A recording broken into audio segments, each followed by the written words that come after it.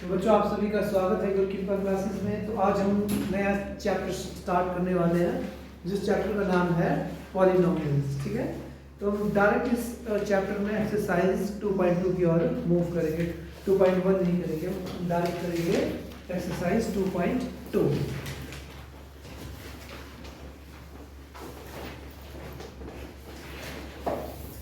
तो ध्यान से सुनिएगा।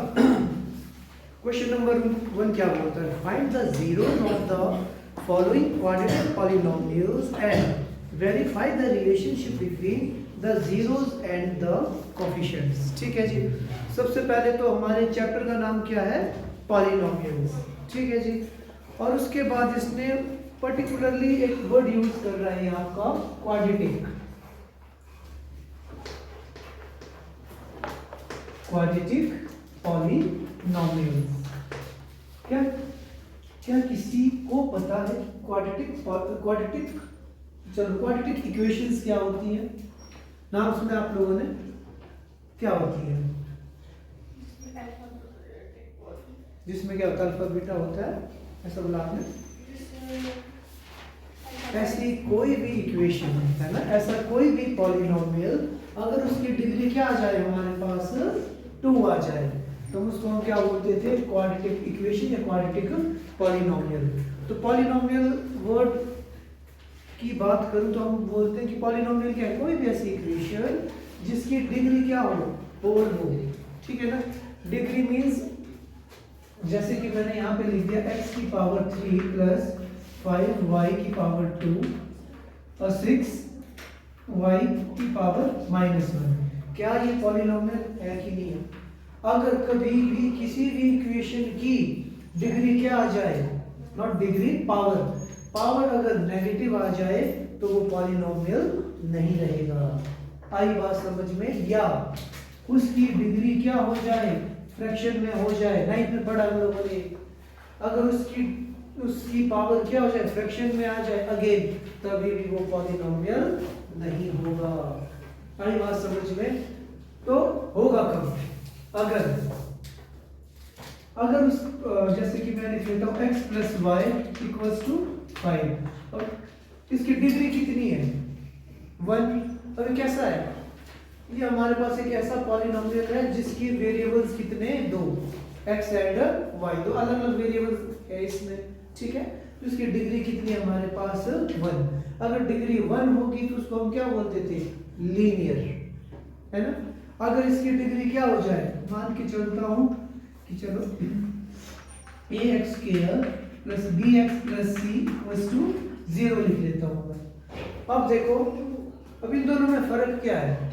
अब इन दोनों में फर्क ये हुआ कि इसमें वेरिएबल क्या है हमारे पास? सिर्फ एक ही है, सिंगल वेरिएबल है। और डिग्री कितनी है इसकी? पावर कितनी है? 2। डिग्री है इसकी 2। तो ये कैसा पॉलिनोमियल हो जाएगा आपका? Quadratic polynomial. अगर किसी भी पॉलिनोमियल की डिग्री क्या हो जाए? 2 हो जाए तो उसी को हम बोलते हैं क्वाड्रेटिक पॉलिनोमियल। क्लियर है यहाँ तक? तो इस चैप्टर में अब हमने पढ़ना क्या है? इस चैप्टर में हम स्टडी करेंगे क्वाड्रेटिक पॉलिनोमियल्स के बारे में। अगर आप लोगों को याद होगा तो हमने पढ़ा था कि अगर x की पावर 2 हो, मतलब इसकी डिग्री अगर 2 होगी तो इसको मैं सॉल्व करूंगा तो x की कितनी वैल्यूज आती है? कितनी वैल्यूज आएंगी? 2। x की एक वैल्यू और x की दूसरी वैल्यू। ठीक है,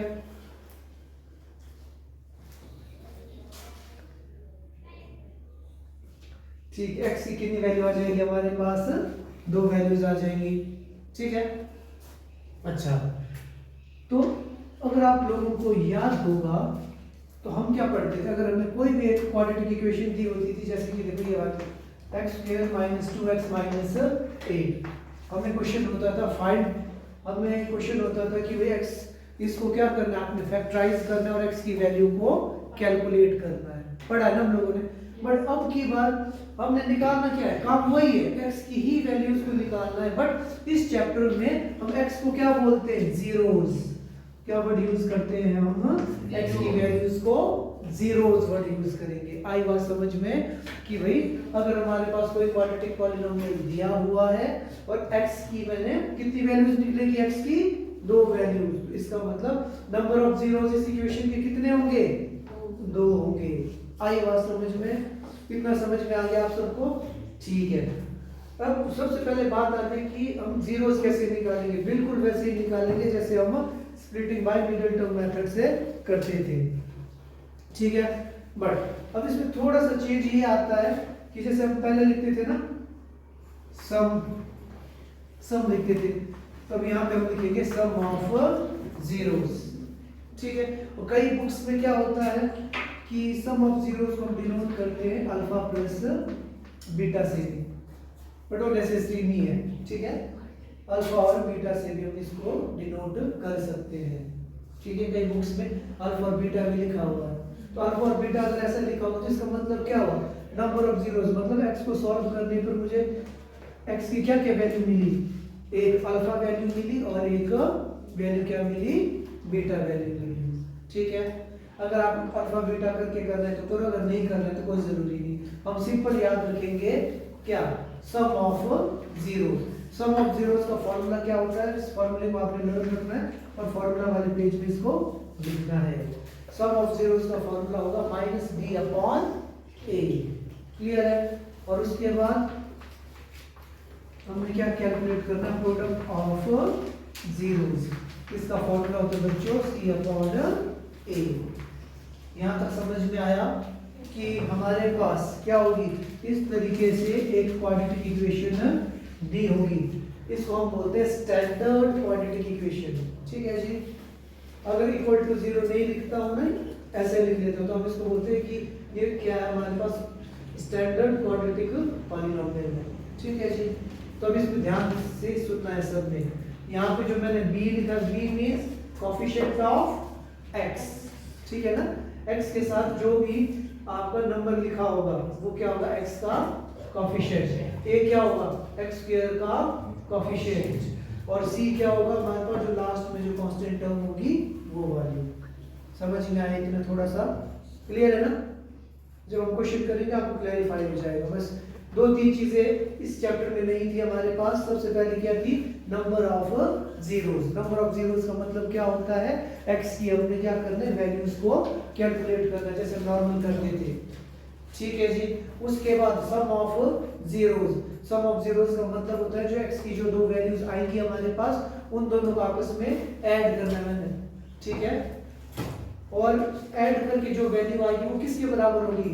वो आएगी -3 अपॉन a के बराबर। और उसके बाद प्रोडक्ट ऑफ जीरोस कैलकुलेट करना है, वो किसके बराबर होता है? c अपॉन a के बराबर, ठीक है। थोड़ा थोड़ा पता लगा? बस अब इस चैप्टर में हमने क्या करना है? सबसे पहले x की वैल्यू को कैलकुलेट करेंगे और उसके बाद सम ऑफ जीरोस, मतलब जो भी x की दो वैल्यूज आएंगी उनको आपस में ऐड कर देंगे, वैल्यू कैलकुलेट करेंगे और उसको वेरीफाई करेंगे इस फार्मूले के साथ। समझ में आया? और उसके बाद अगेन प्रोडक्ट ऑफ जीरोस निकालेंगे, जो x की दो वैल्यूज आई थी उनको मल्टीप्लाई कर देंगे आपस में, जो आंसर आएगा उस आंसर को इस फार्मूले के साथ वेरीफाई करेंगे। बस इतना सा काम है। और इस एक्सरसाइज से हमें आई थिंक दो नंबर के क्वेश्चंस आते हैं और वो क्वेश्चन आएगा आपको यहीं से, या तो क्वेश्चन नंबर 1 से आएगा या क्वेश्चन नंबर 2 से। मोस्ट प्रोबेबल चांस है कि वो 1 से आया आपको, ठीक है। तो स्टार्ट करते पहले क्वेश्चन से, फिर आपको क्लैरिफाई हो जाएगा।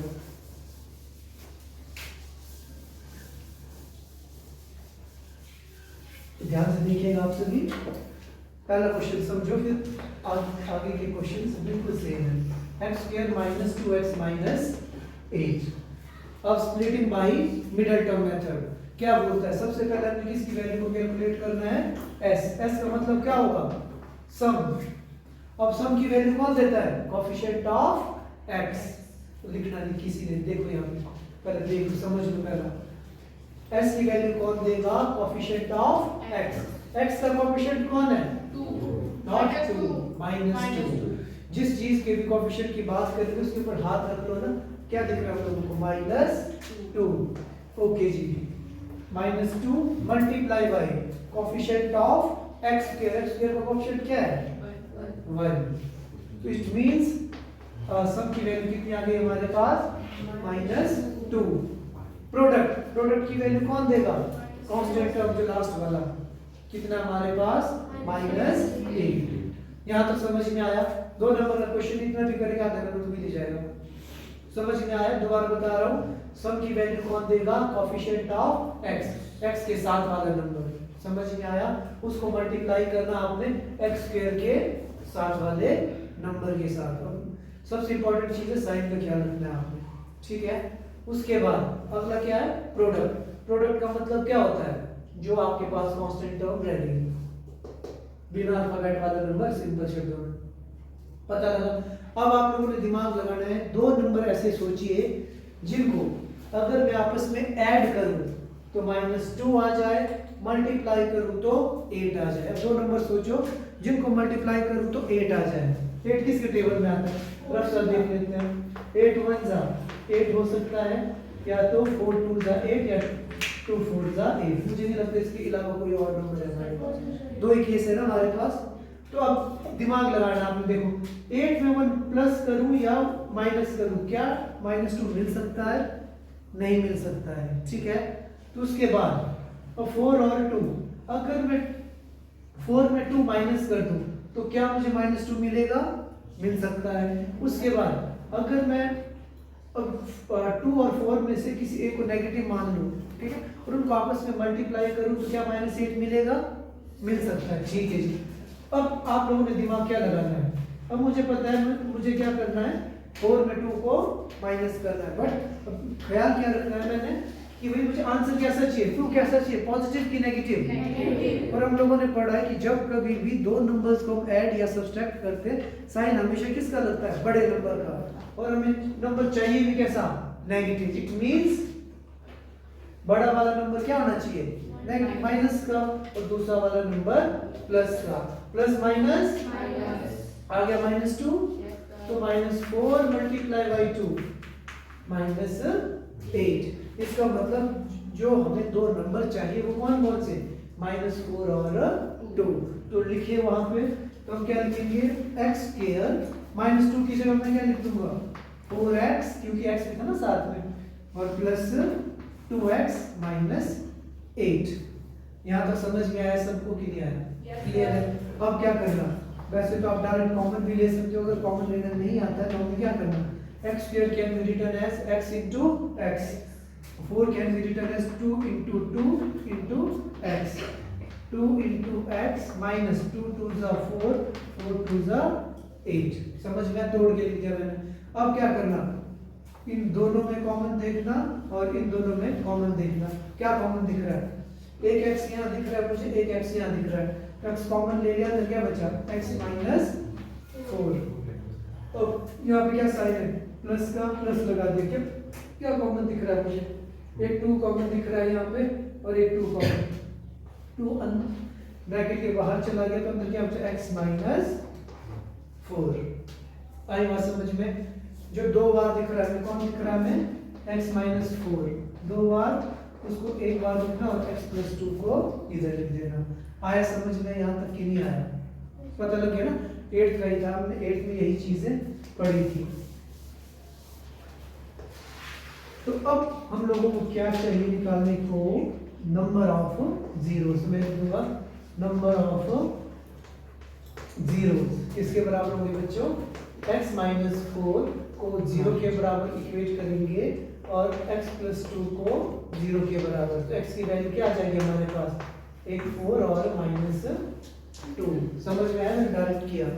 अगर ये 4 इक्वल टू इधर आएगा तो क्या हो जाएगा? +4, और +2 इधर आ जाएगा तो क्या हो जाएगा? -2। That's it. कितना समझ में आ गया? सबसे पहले इसने बोला था कि नंबर ऑफ जीरोस को कैलकुलेट करो, x की वैल्यू को फाइंड करो। क्या हमने फाइंड कर दिया कि नहीं कर दिया? कर दिया। अब इसके बाद इसने बोला था सम ऑफ जीरोस और प्रोडक्ट ऑफ जीरोस को कैलकुलेट करो और वेरीफाई करो। तो सम ऑफ जीरोस सबसे पहले हम लिखेंगे sum of zero. Sum of zeros मतलब जो भी x की वैल्यूज आई है उनको हमने क्या करना है? आपस में ऐड करना है। क्या करना है? आपस में ऐड करना है। तो कितना आएगा जी?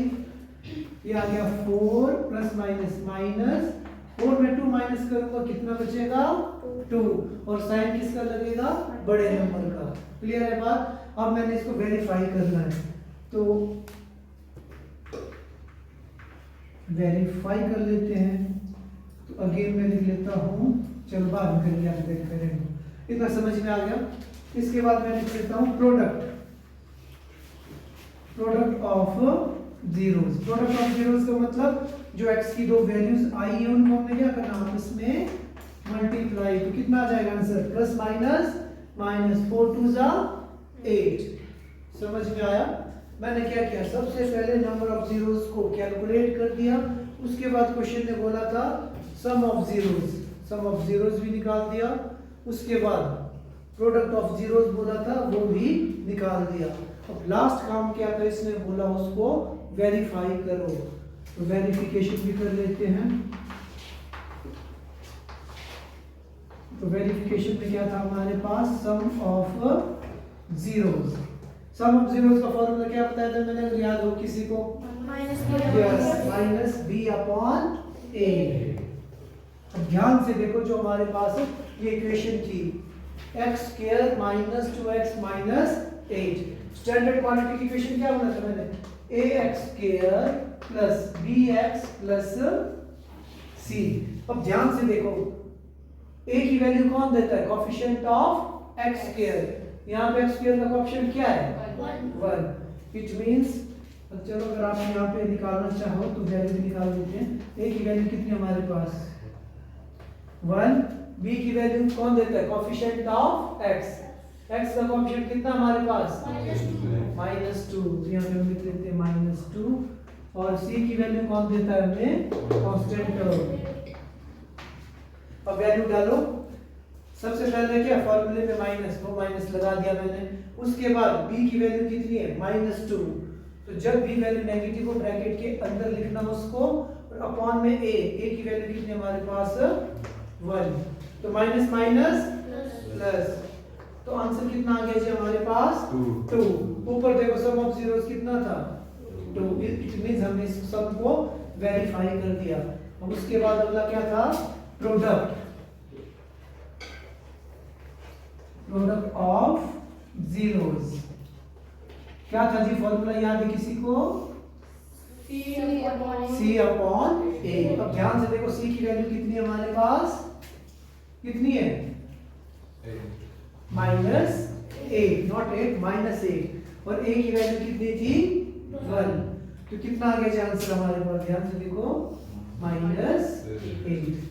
अब यहाँ पे देखो प्रोडक्ट की वैल्यू कितनी आई थी, -8। बस इतना सा काम है, और 2 नंबर में ये क्वेश्चन आता है। पता लगा कि नहीं लगा।